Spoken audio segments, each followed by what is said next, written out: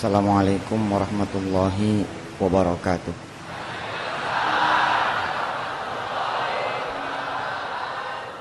Allahumma salli wa sallim mubarik ala sayyidina Muhammad wa ala alihi walhamdulillahi rabbil alamin. Bapak Ibu yang dirahmati Allah, kalau kita punya rumah lantai kebocoran, biasanya apa yang kita lakukan? Ngepel ya biasanya ya. Kering nggak? Yang namanya orang ngepel pasti dia kering. Beginilah yang biasanya kita lakukan. Kalau lantai basah karena kebocoran, kita pel. Padahal harusnya gimana?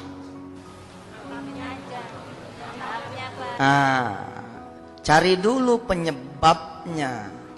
Apa pasal nih? Kok lantai jadi basah? Oh, ini dia gentengnya nih. Karpet atasnya nih, ganti dulu. Habis kita ganti tuh genteng, kita ganti tuh karpet atas. Kadang-kadang malah nggak perlu kita pel, dia kering sendiri. Dalam hidup kita, sering kali kita mencari penyebab di luar dari diri kita.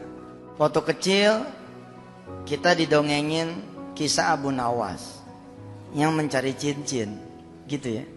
Abu Nawas mencari cincin, mencarinya di luar dia punya rumah, di halaman depan, halaman belakang, samping kanan, samping kiri, sehingga kemudian tetangga melihat membantu. Nggak ketemu cincin yang dimaksud. Lalu tetangga kemudian bertanya, Abu Nawas, emang hilangnya di mana sih nih cincin? Kata Abu Nawas, hilangnya di dalam rumah. Bagaimana sih kok hilang di dalam rumah, nyarinya di luar rumah? Apa kata Abu Nawas? Begitulah kita sering nyarinya di luar dari diri kita. Contoh. Datang nih orang, Ustaz, adik saya kurang ajar betul Ustaz. Kenapa adiknya? Dia jadi lawan saya Ustaz di pengadilan. Woi, bukan main. Menjadi lawan saya di pengadilan. Kenapa kok bisa lawan adik sendiri? Ustaz, emang saya punya adik nggak tahu diuntung. Sekolah saya yang biayain, kuliah saya yang kuliahin, nikah saya yang nikahin, usaha saya yang modalin. Tapi sekarang Ustaz, rumah saya satu-satunya lagi diprosesnya sama dia, lagi diupayakan diambil sama dia Ustaz. Siapa yang kagak marah coba? Kalau saya lagi banyak duit dulu, jangan dia minta. Nggak minta aja saya kasih. Sekarang saya udah nggak punya apa-apa Ustadz. Ilah cuman rumah yang saya tempatin. Maka saya akan berjuang sampai titik darah penghabisan walaupun dia adik kandung saya. Udah sampai di mana sekarang? Pengadilan banding Ustadz. Saya di pengadilan tingkat pertama kalah, kata dia gitu. Kok bisa kalah? Ceritalah dia bahwa di tahun 95 dia membeli rumah yang dimaksud dalam keadaan jaya. Jadi nggak dipikirin tuh kwitansi.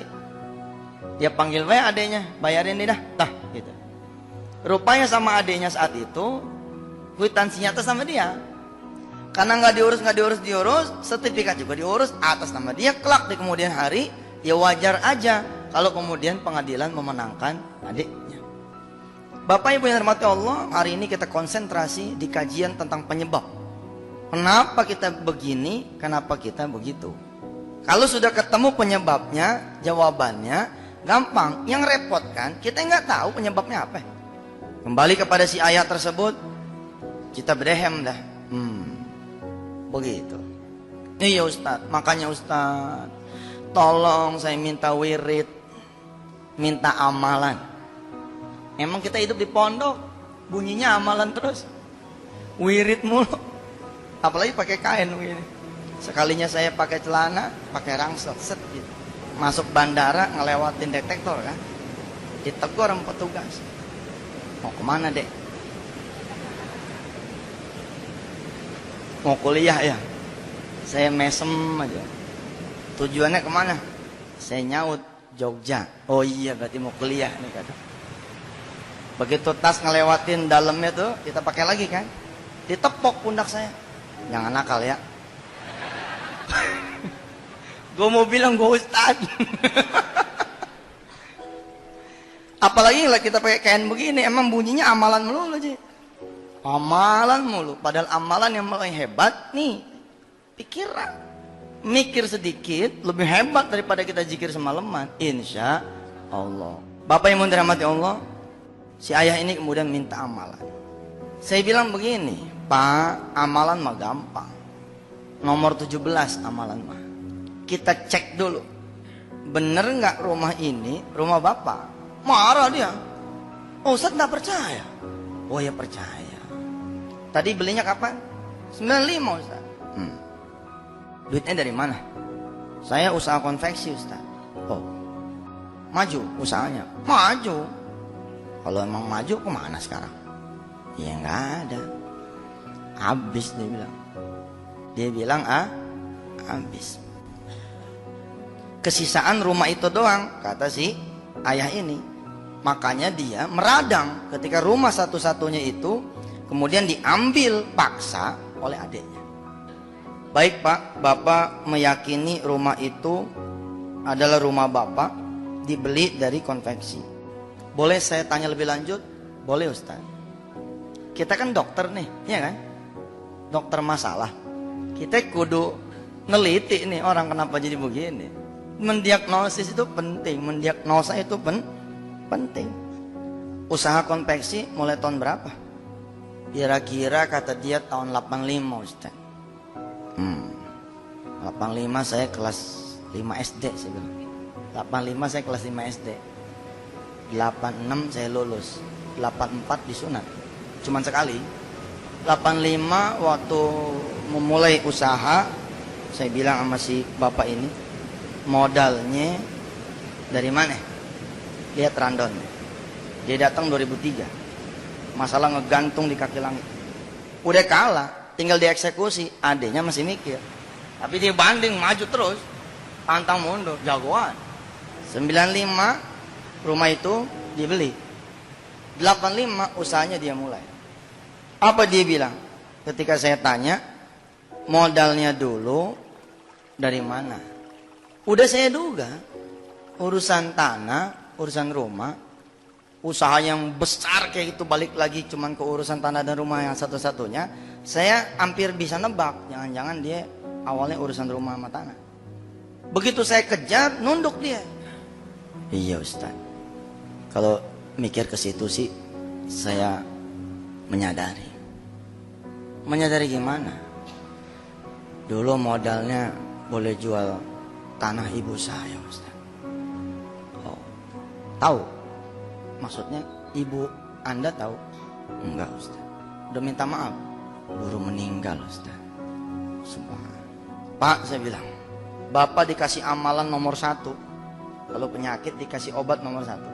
Ditangani sama kiai yang nomor 1. Kalau penyakit ditangani sama rumah sakit nomor 1. Nggak bakalan Bapak menang. Karena yang Bapak perjuangkan bukan hak Bapak, gitu saya bilang. Percuma Pak. Mendingan saya suruh Bapak tobat. Ketahuan. Lebih baik diambil tuh. Habis rumah sama tanah yang tinggal itu.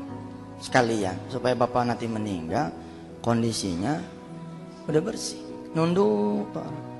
Terus saya mesti gimana Ustaz? Udah nggak ada lagi rumah. Nggak apa-apa. Tapi dosa juga nggak ada lagi. Daripada dipertahankan, apa Ustadz yang mesti saya lakukan? Yang mesti situ lakukan, temuin adik situ, kasih sudah.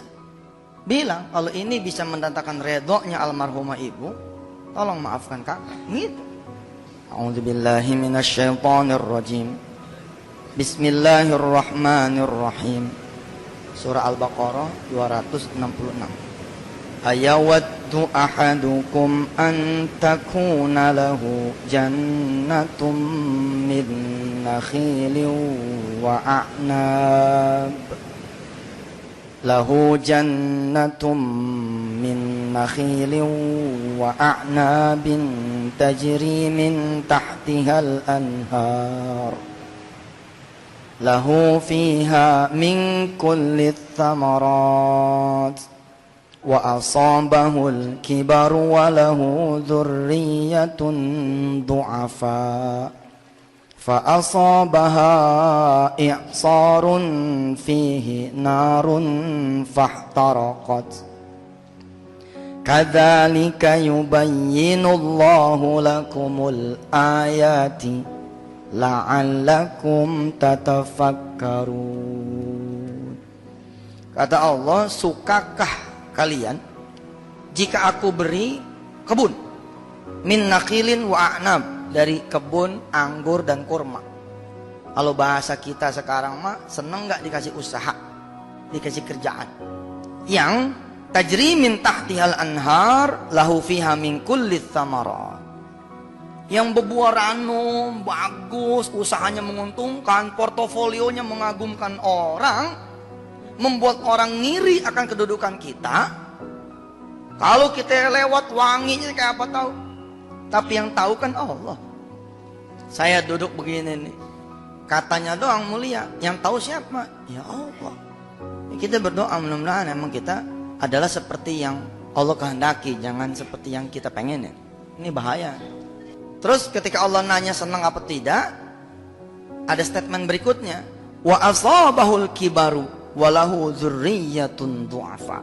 Tapi begitu masuk usia tua, mulai masalah datang. Dia memiliki keturunan yang lemah. Fa asabaha i'sarun fihi narun fahtaraqat. Kemudian datang api yang sekali datang fahtaraqat, kebun itu jadi hancur. Mirip nih kejadiannya kayak si ayahnya. Tumbuh, syak, tiba-tiba kemudian ngedrop. Kita menyalahkan 97 Ustaz, krisis di mana-mana. 98 kerusuhan Ustaz, game. Tidak terkecuali saya. Benarkah Ustaz gara-gara saya ketemu sama dia, aduh Ustaz, sial banget, hancur. Bener enggak gara-gara dia? Jangan-jangan dia cuma tokoh doang gitu loh. Ada tidak ada dia, emang hancur kita. Ustaz, jadi saya mesti minta maaf sama ibu saya. Udah sih, udah saya lakuin. Ini barangkali belum sepadan kali. Pokoknya temuin dah, temuin adik-adik, kasih sama dia. Terus saya tinggal di mana Ustaz? Udah la haula wala quwata dah. Jangan dipikirin. Ayatnya tadi dibaca, surahnya At-Tahrim. At-Tahrim itu surah ke-66. Ya, surah ke-66 ayatnya 8. Ya ayyuhalladzina amanu tubu ilallahi taubatan nasuha. Yang penting buat kita tobat dulu aja. Di sesi ini nih, saya sering ketemu sama orang-orang yang gak sabar. Tapi Ustaz saya dikejar-kejar waktu. Iya udah minta ampun dulu. Ustaz udah tinggal besok. Iya udah benahin sholat dulu. Dia gak percaya. Dengan ampunan, dengan benerin sholat, tanggal 1 besok bisa diundur sama Allah. Kalau kita nyari solusi gak nyari ampunan, mati kita, capek. Jangan-jangan kita malah ngegerusuin Allah. Mana nih, bohong aja dah. Katanya tahajud semalam kayak kun fayakun. Boro, saya tahajud malam, paginya malah orang pada datang semua. Yang dikejar solusi sih. Nomor 1 ini kejar itu Allah. Artinya apa? Ampunannya, kasih sayangnya, cintanya, ridhonya, pertolongannya. Nah itu dia. Apakah kita tidak minta solusi? Lah minta, insya Allah dihadirkan Allah. Apakah cukup dengan tobat? Bukan cukup dengan tobat, tapi awali dengan pertobatan. Tubu ilallahi taubatan nasuha. Asa rabbukum an yukaffira ankum sayyiatikum. Apa ganjarannya buat orang-orang yang taubat nasuha? Kata Allah, mudah-mudahan Tuhan kamu akan menutup kesalahan kamu. Ditutup dulu kesalahannya itu. Habis itu, wa yudkhilakum jannatin tajri min tahtihal anhar. Baru kemudian Allah kasih surga. Surga buat yang punya utang apa? Lunas. Surga buat yang belum punya jodoh, datang jodohnya. Surga buat yang punya tagihan gak ketagih, kebayar tagihannya. Surga buat orang-orang yang lagi ngincer proyek, tembus proyeknya. Surga buat orang-orang yang lagi ngincer si doi, ngincer si dia, takluk hatinya buat dia. Ya itu surga kan? Surga. Ditutup dulu kesalahannya, muncul surganya. Kalau belum ditutup kesalahannya, nggak muncul surganya, ketutup. Yauma la yukhzillahun nabiyya walladzina amanu ma'ah nuruhum yas'a baina aydihim wa biaymanihim yaquluna rabbana atmim lana nurana waghfir lana innaka ala kulli syai'in qadir. Baru nanti Allah yang menyempurnakan. Tutup tuh lembaran sama si ayah. Baik Ustaz. Apapun yang terjadi, la haula nih. Ya udah la haula. Masa iya sih adek ente nggak punya perasaan, coba dah dijajal. Wiridnya gimana Ustaz? Udahnya pakai wirid itu dulu dah. Tetap wiridnya gimana? Dia pulang, dia kasih tahu adanya, dia panggil, dia kumpulin adanya, dia sidang tuh adanya. Hari ini abang mau membuat satu pengakuan. Abang merasa udah berbuat baik sama lu pada, tapi ternyata di mata Allah abang bikin susah lu pada. Iya kan? Kita kan nyangkanya itu udah berbuat benar aja. Kayak saya sang gitu ceramah. Cerita ini abang, tahun 85 abang bikin kesalahan. Abang jual tanah punya ibu tanpa ibu kita pada tahu. Hari ini abang dinasehati bahwa harta yang tumbuh dari harta yang haram, maka cabang-cabang yang tumbuh itu juga akan menjadi cabang yang haram. Untuk membersihkan abang punya harta, abang punya diri. Kalau emang lu pada ngincer rumah sama tanah yang abang sekarang tempatin, ambil dah. Kita ziarah ke makam ibu, mintain maaf buat abang. Abang cuma minta waktu sebulan aja buat abang jadi kontrakan gitu. Adanya nunduk, diam. Belakangan kemudian dia lapor. Emang Masya Allah orang-orang yang tobat itu. Terjadi keajaiban. Adiknya gantian yang datang ke dia.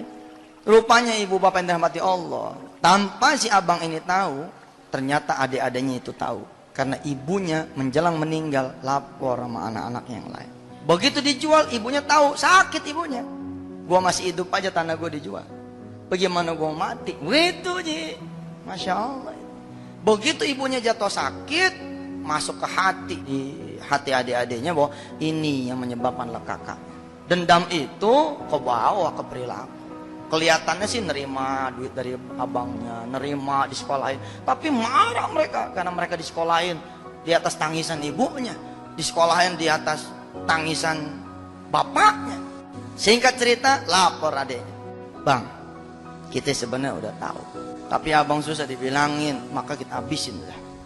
Dan kita emang gak membiarkan abang emang senang. Tapi hari ini kita semua sepakat.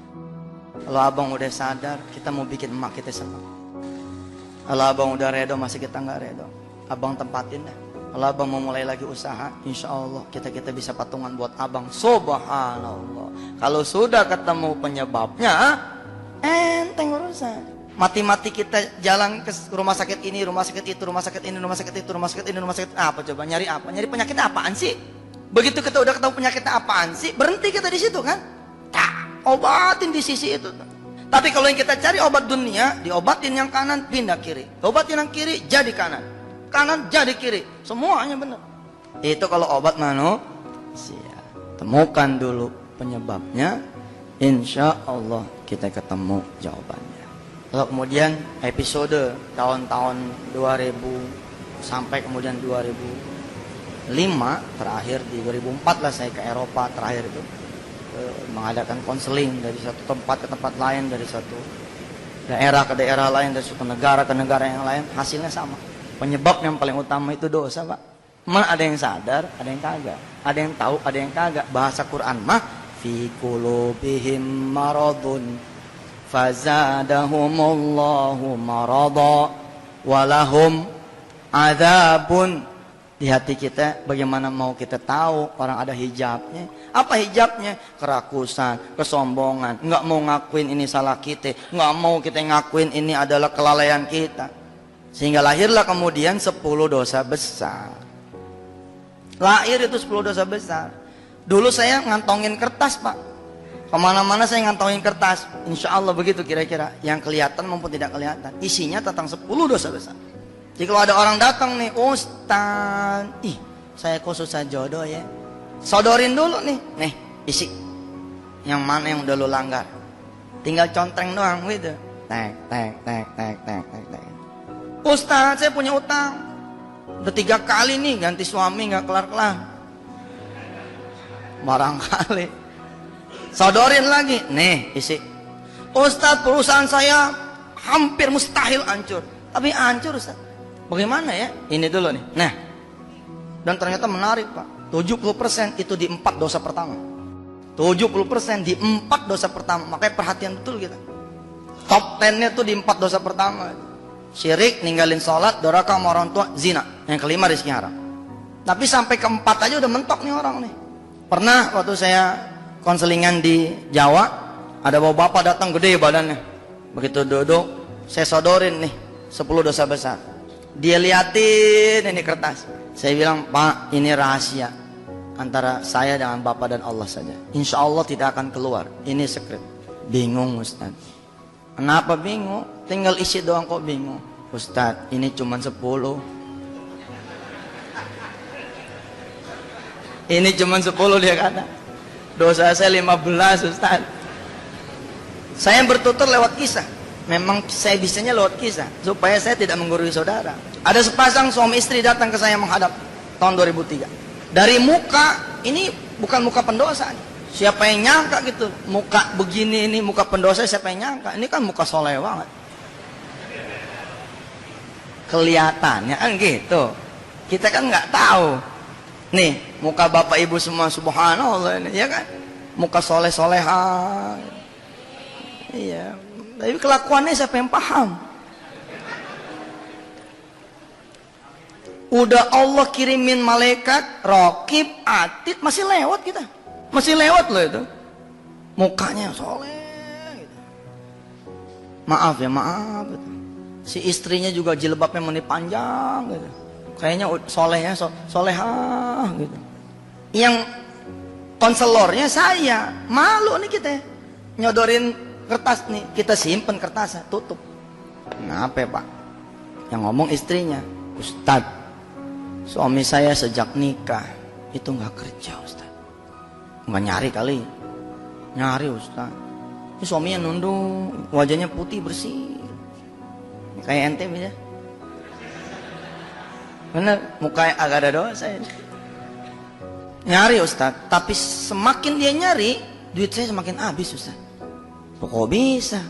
Ustadz, sekali nyari kerjaan itu kan pakai ongkos 20, 20, 20. Lah saya cuman guru negeri, Ustadz. 8 kali dia nyari kerja sebulan, lah 160, Ustadz.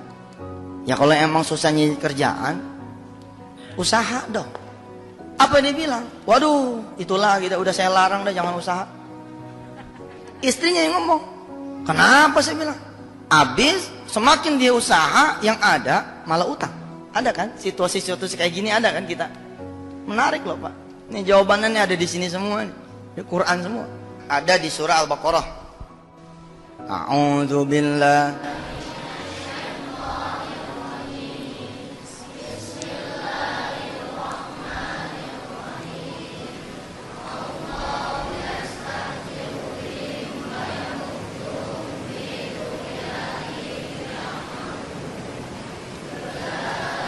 Suaranya mana?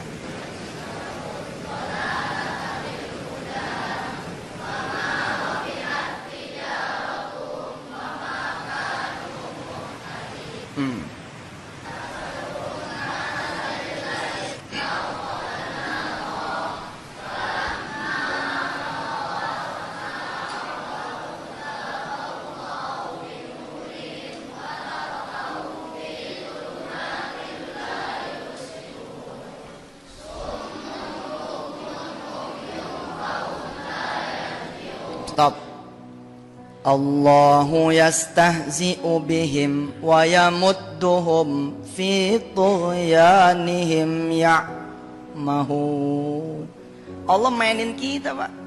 Alhamdulillah nih Ustaz, proyek dapat nih. Nggak taunya di ujung kita tagihan, malah kita ngagadein rumah kita buat nutup operasional. Begitu mau ditagih, perusahaannya pailit. Apa tidak dimainin sama Allah nih? Beli mobil dipakai sama anak, dijual mesinnya sama dia buat beli obat, ada begitu. Kita punya keuntungan dicicil, beli mobil, mobilnya dijual mesinnya. Begitu manasin nih kagak ada suaranya. Mana suaranya? Akinya kali begitu dilihat, akinya emang nggak ada, sama mesin-mesinnya. Kejadian Pak, nggak, jangan salah. Ulaika alladzina ishtarau ad-dhalalata bil huda fama rabihat tijaratuhum wa ma kanu muhtadin. Mereka itu kata Allah orang-orang yang membeli kesesatan. Kesesatan dibeli, udah tenang-tenang. Rumah cuman bertembok semen, udah tenang-tenang. Pakai cerita ngikut bisnis yang kagak-kagak. Akhirnya boro-boro itu rumah bertembok malah di balik penjara. Udah tenang-tenang hidup apa adanya. 10 juta cukup insya Allah. Sebulan cukup. 1 juta cukup. 100.000 cukup. Kalau kita nggak macem-macem mah. Tapi kita macem-macem. Nah, kata Allah, ngapain ditukar sama kesesatan? Fama rabihat tijaratuhum wa ma kanu muhtadin. Nih lihat. Mathaluhum kamathalil ladzi istauqada nara. Perumpamaan mereka seperti orang-orang yang mematik api. Mematik api gimana sih? Kan kepatik tuh, nyala kan? Tapi apa yang terjadi?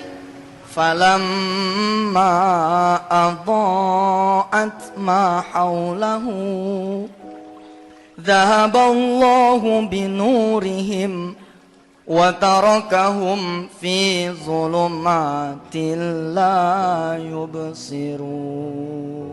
Ditiup sama Allah tuh apinya, gelap lagi, pantik lagi, tap, gelap lagi. Surat lamaran dilayangkan, datang surat panggilan. Begitu datang telat, ngeledek kan. Tadi lo manggil, sekarang telat. Udah tinggal kerja, malam Senin pakai ditelepon. Pak maaf, direksi nitipin ponakannya jadi maaf. Udah siap-siap beli dasi kita.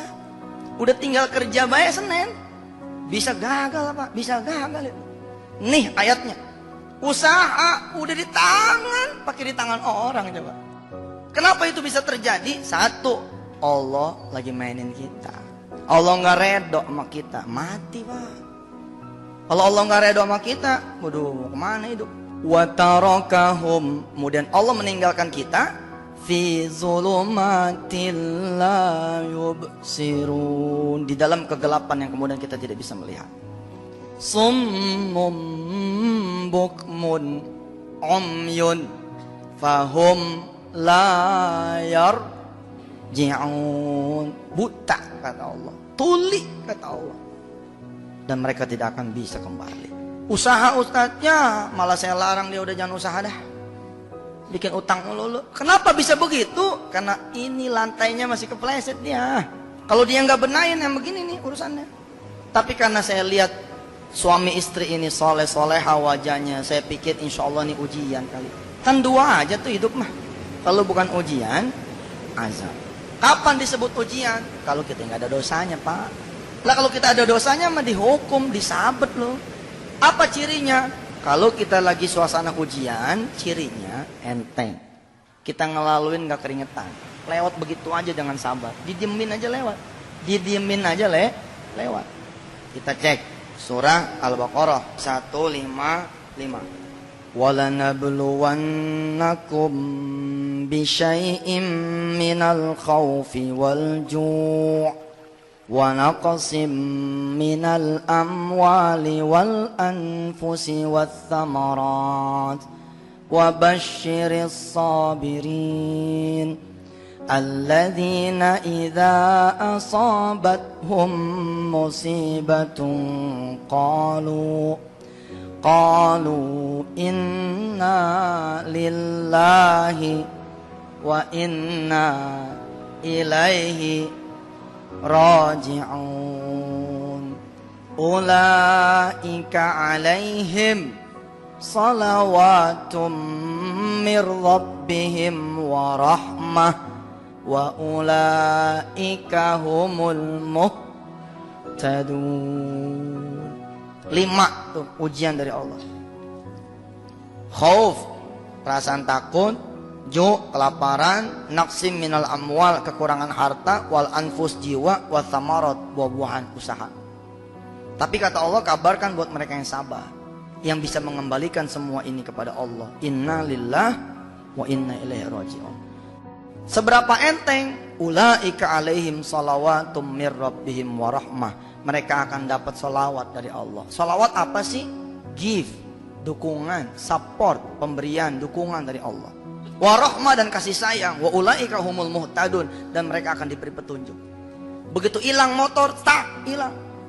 Tapi ini duit boleh halal, boleh ngumpulin. Terjadi nggak alaihim salawatum mir rabbihim wa rahmah? Terjadi, Pak. Anak murid pada tahu gurunya hilang motornya. Dia patungan, Pak. Kebeli nggak? Kagak. Lah anak-anak masih ya kebeli. Tapi peristiwa itu dilihat sama orang-orang tuanya masing-masing. Pada nanya, buat apa ini patungan? Guru anu hilang motor. Tersiar kabar, lah karena emang orang ini soleh, disayang sama anak-anak, gantian yang nambahin orang tuanya. Kebeli nggak? Lewat. Malah dapat bonus dia, dapat motor sama sepeda sekarang. Apa ciri yang kedua dari ujian? Bertambah. Gini Pak, hidup tuh emang turun naik. Set, turun. Tapi kalau dia ujian begini dong nih, set, gitu. Turun lagi, set, gitu. Tapi kalau kita azab begini judulnya nih, set, blok. Abis gitu, blok. Abis itu, blok lagi. Itu, ajab tuh. Hati-hati. Ada juga yang kayak pala ular. Pala ular, begitu menongol, set, dipendam sama Allah. Dang. Ke bawah lagi. Naik lagi, set, dang. Ada nggak ayatnya? Ada. As-Sajdah surah ke-32 ayatnya 20. Wa ammal ladzina fasaku fama'wahumun nar kullama aradu an yakhruju minha u'idu fiha wa qila lahum Dhuku adaban naril ladzi kuntum bihi tukadzibun. Apa kata Allah? Dan orang-orang yang fasik tempatnya di neraka. Kullama aradu ayyakhruju minha u'idu fiha. Setiap dia mau keluar dari itu neraka, u'idu fiha, Allah tarik lagi. Allah balikin lagi. Kejadian gak kita? Jadinya. Udah mau lunas, ada lagi. Terjadi Pak sama saya itu. Mengukur saya. Bisa jadi saya bukan lagi orang yang zalim. Bisa lagi saya barangkali di tengah-tengah gitu. Judulnya fasik. Repot. Wa qila lahum, dikatakan kepada mereka, Zuku azaban naril ladzi kuntum bihi tukadzibun. Udah kata Allah di situ aja. Celaka nggak? Udah di situ aja kata Allah. Cirinya azab bagaimana? Cirinya azab itu berat, bertambah. Apanya? Dosis. Tahun 95 utangnya 7 juta, 96 8 juta, 99 9 juta, 2008 udah sampai ke angka 100 juta. Hati-hati.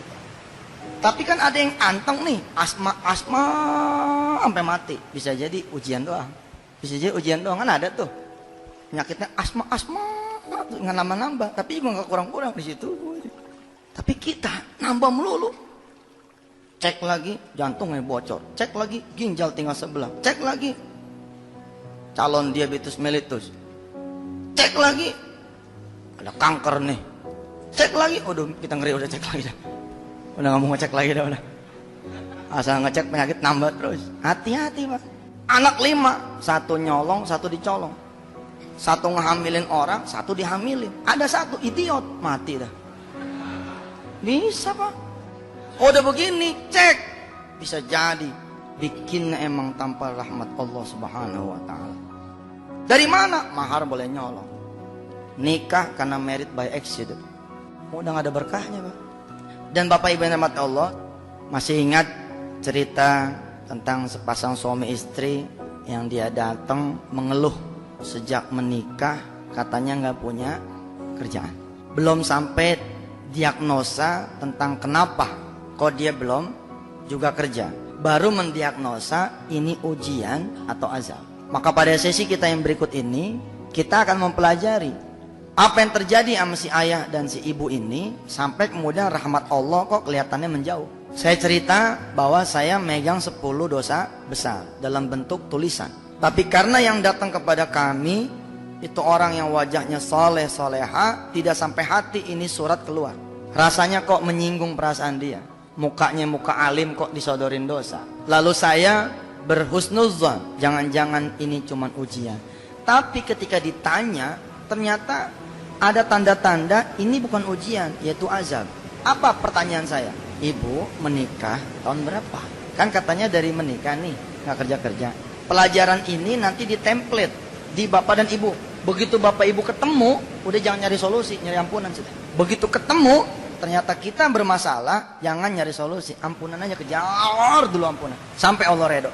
Al-qari'atu mal-qari'ah wa ma adraka mal-qari'ah yauma yakunun nasu kal farashil mabthus wa takunul jibalu kal ihnil manfush fa amma man thaqulat mawazinuhu fahuwa fi 'ishatir radiyah wa amma man khaffat mawazinuhu fa ummuhu hawiyah wa ma adraka ma hiya narun hamiyah. Ada 2 tabung, Bu, Pak. 1 tabung A, 1 tabung B. Ini tabung yang A pahala, tabung B dosa. Posisinya kudu dibikin 00. Kalau posisi tidak dibikin 00, nggak bakal ketemu solusi. Begitu kita tobat, posisi masih di 100, ini 0. Kejar dulu nih sampai 00. 99 1, 98 2, 90 10, 80 20. Terus begitu sampai di posisi 50 mulai nih angin datang. Nih saya bercerita filosofi dengan bahasa Anda nih, bukan bahasa yang tinggi-tinggi nih. Begitu ketemu 49, kita 51, mulai anginnya benar. Ji kayaknya jadi nih border. Nah itu tanda-tanda tuh. Begitu nih posisi ini 70, turun, jadi tinggal 30, kita naik 70 kan? Nah selesai, insya Allah. Jangan sampai yang begini ini bertarungnya di kuburan, Pak. Kalau bertarungnya di kuburan, nggak bisa lari kita. Begitu kita meninggal dunia nih, tak meninggal dunia, datang ular, ular kuburan datang, nyamperin kita, kita bangun, nanya, kamu siapa? Ini ular ketawa, di kuburan ketawa. Ditanya dia, kamu siapa? Nih ular ketawa. Gua ular tahu. Emang apaan? Si ular jawab, saya adalah wujud dari keburukan kamu ketika di dunia. Bertarung nih Pak, bertarung. Begitu si ular mau nyaplok, shit, keluar ular kecil. Dari kuping, dari mata, dari tangan, dari kaki, dari pikiran, dari hati. Gantian si ular nanya, yang besar sama yang kecil, kamu siapa? Berani-beraninya menghalangi saya. Kata yang kecil, saya wujud dari kebaikan si fulan. Jangan kau ganggu dia sebelum kau lawan aku. Tapi karena lemah, sholatnya lemah, puasanya lemah, sedekahnya lemah, ngajinya lemah, berjamaahnya lemah, habis kayak Pac-Man. Cuk. Tinggal kita sendirian lagi, nyeringai lagi deh. Ayo, mau kemana lo? Pada saat itu Pak Bu, kita butuh amalan orang lain. Kita butuh amalan orang lain. Kita sudah terpojok, udah gak ada lagi amal. Tiba-tiba datang serombongan ular dari bulak santri. Loh, bacaan anak-anak emang bukan amalan ibu bapak. Kalau ibu bapak ngasih pada mereka, sedekah ikut PPPA, lah jadi ular buat ibu dia. Muncul kecil, ada ular palanya Asep gitu. Ada ular palanya Danis, ada ular palanya Arif pun. Kita nggak kenal, ini amalan siapa? Mereka semua bilang ini amalan Anda. Kok bisa amalan Anda? Ingat nggak engkau ketika engkau punya duit tinggal 50.000, ada orang mengiban nangis karena ingin ke rumah sakit tapi nggak ketemu obatnya. Lalu kamu beliin dia obat, itu jadi ular. Ingat gak kamu ketika kamu tidak sengaja pandangan berbenturan sama musola yang doyong, lalu kamu turun dan bilang, Pak, supaya jangan doyong, saya betulin dah. Saya punya tabungan dikit. Ternyata orang sholat di situ, Pak. Nggak jadi roboh tuh musola. Sepanjang orang sholat di situ jadi ular buat kita. Alhamdulillah. Bertarungnya kalau bisa jangan di kuburan. Beresiko kalau di kuburan mah. Kita nggak bisa ngitung. Kalau di sini kita bisa ngitung. Hasibu qabla antu hasib. Hitung sebelum kamu dihitung. Ya sudah. Kembali kepada si ayah dan si ibu. Saya bilang, Pak, Bapak tadi bilang, Ibu tadi bilang tidak kerja mulai dari sebelum atau mulai dari setelah nikah. Emang nikahnya tahun berapa? Jawab nih si ayah, tahun 96 Ustaz. Sekarang tahun berapa? Waktu itu 2003 Ustaz. Berapa tahun? 7 tahun. Pak, kalau 7 tahun nggak ada sama sekali pekerjaan nyangkut, nggak ada sama sekali usaha nyangkut. Kayaknya bukan ujian nih Pak, kayaknya azab. Baik dah. Untuk memudahkan Bapak menjawab, saya bertanya aja deh. Nomor 1, jawab yang jujur ya Pak. Nomor 1, catat nih, yang bawa tulisan, yang bawa pulpen. Nomor 1, jangan-jangan kita sudah menyekutukan Allah. Syirik. Kita anggap kita bersih, nggak taunya kita kotor. Banyak sekali ayat-ayat tentang kemusyrikan. Di antaranya boleh kita ambil surah Az-Zumar, surah ke-39. A'udzubillahi minasyaitonirrajim. Bismillahirrahmanirrahim. Inna anzalna ilaikal kitaba bil haqq fa'budillaha mukhlishan lahuddin. Kami menurunkan kepada kalian itu kitab Al-Quran dengan hak, dengan kebenaran. Fa'budillaha mukhlishan lahuddin. Maka sembahlah Allah dengan semurni-murninya. Ala lillahid dinul khalis walladzina ittakhadhu min dunihi awliya'a ma na'buduhum illa liyuqarribuna ilallahi zulfa innallaha yahkumu bainahum fima hum fihi yakhtalifun innallaha la yahdi man huwa kadzibun kaffar. Ingatlah, sesungguhnya bagi Allah itu agama yang murni. Kita tuh begini Pak, kadang-kadang kita punya cincin. Maaf.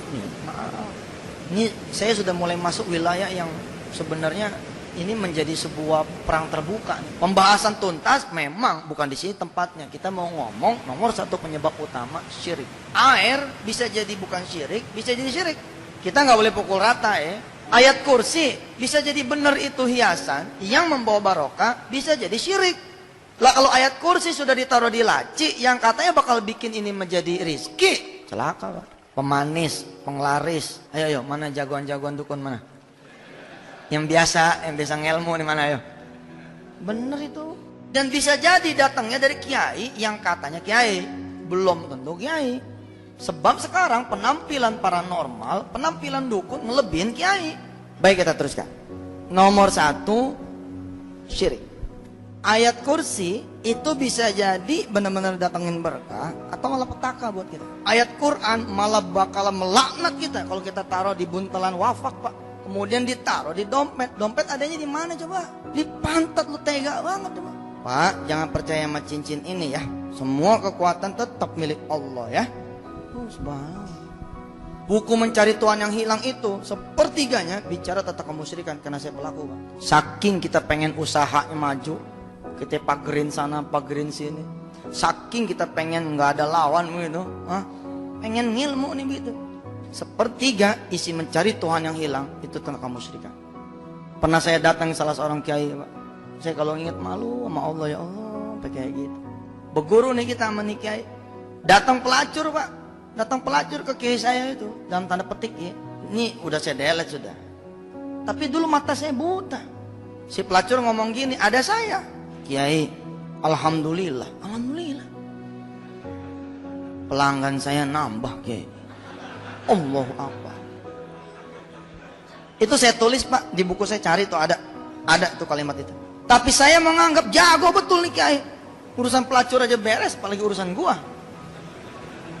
Dengan santainya Kiai itu jawab begini sambil ngurut dia kakinya. Ya, abang mah cuma bisa bantu doang. Kalau emang bakalan nambah, alhamdulillah. Gelap urusan. Ada lagi datang orang ngomong begini, Kiai saya pengen bayar utang. Jawabannya cuma ada di orang ini. Bikin orang ini nunduk nih Kiai sama saya. Begitu kata di tamu. Orang ini jujur, tapi urusannya nggak bener nih. Jangan sampai orang ini tahu saya nggak bener. Hebatnya nih ilmu. Apa kata si Kiai? Kalau urusan benar nggak benar, urusan situ. Nih pakai ayatnya, wiridnya, apa sampai sekarang saya. Allahumma sahhir li qalba fulan bin fulan kama sahartal bahra li Musa alaihi salam. Gila nggak tuh doa? Walayyin qalbahu kama layyantal hadida li Dawud alaihi salatu wassalam.